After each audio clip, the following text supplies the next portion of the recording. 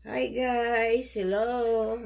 Samahan niyo po ako magluto ng sinampalukang fish. Red fish po siya. Ayan. Sa sampalukan ko po, naglagay na ako ng kamatis, sampalok na fresh, at onion. Kasi po, may trangkaso po ako, kailangan ko ng maasim-asim. Dahil wala nga akong gana kumain. Hindi po pasok sa lalamunan ko. Okay guys. Ito na nga guys, kumukulo na siya. Nana natin yung apoy. Ilalagay ko na ang sita. Konting sita. Haluin natin. Ilalim natin ang sitaw. Tapos lalagyan ko na siya ng patis. Black pepper, paminta.